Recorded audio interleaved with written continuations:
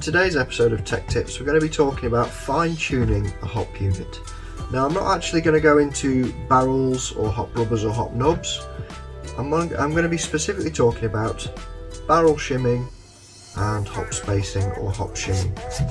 So let's have a look at what we've got. So we have the main spring here and a small spring at the back or on the top of the hop unit.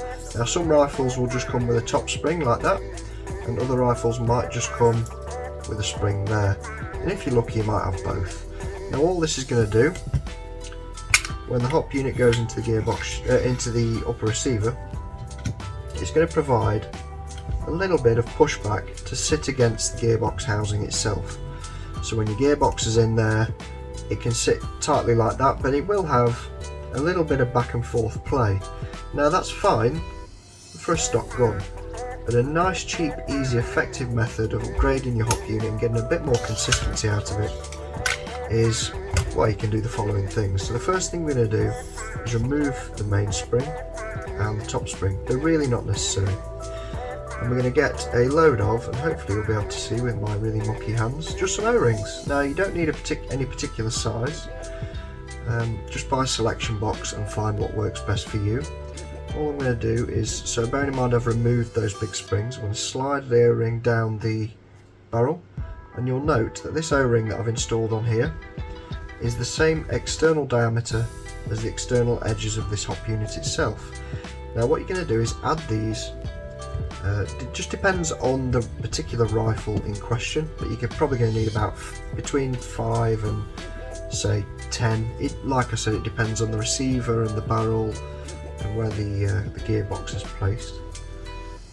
And essentially all we're going to do is shim this tight back to the gearbox, so when you assemble the upper to the lower, there's going to be no movement back and forth on the actual hop unit itself. So when it's slid in together, these will act as a spacer or a shim, if you like, keeping it tight up against the gearbox shell, meaning there's less movement when this is firing or you're loading a mag in, which will give you a bit more consistency.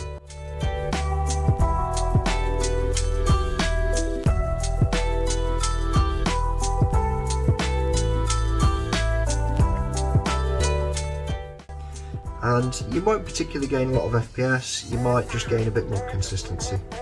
It's a simple, cheap, effective way just to get a bit more, it's just a way to fine tune your hop unit setup. Now, I'm not going to apply all the O-rings, but you get the general principle. You're going to keep applying O-rings until you can slide that in, and then slide the upper with the lower with the gearbox in, and it should be able to just push together, put the pin in, and have zero movement on that hop unit. But you can find good tutorials for this online as well, not just my video. There's plenty out there. I'd recommend the Airsoft Tech channel.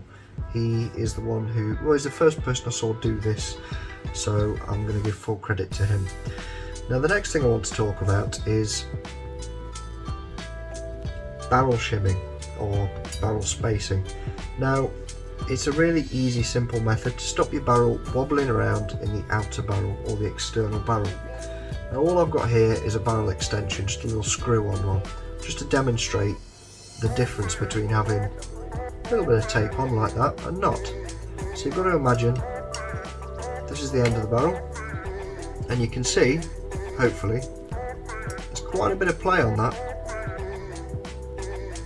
And what we're trying to do by applying tape to the barrel is remove that play, but not so tight that when you push it in you have to jam it in. It needs to just gently seat in and reduce the amount of wobble it's got.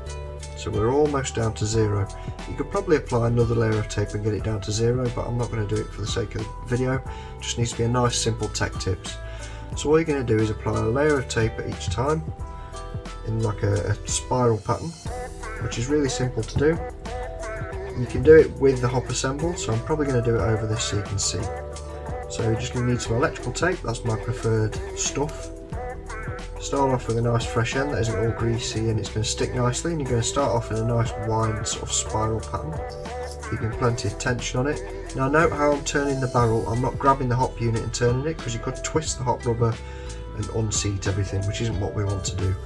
So you're just going to grab the barrel, slowly work your way down, turning as you go, and just snap your excess off. Now obviously that's not going to do, you need to trim each end, so I just get a Stanley knife or a sharp blade. Be careful, make sure you take your time with this bit. I'm just going to gently rotate that round, and that's your excess trimmed off, and it looks quite tidy. Making a tidy job does help. So when I then put this in the barrel, or the external barrel, it's shimmed back with these hot rubbers, so that will be nice and tight against the gearbox. Obviously I've not fine tuned it, but you get the idea. And also I've got this tape around here, and that's going to reduce the movement.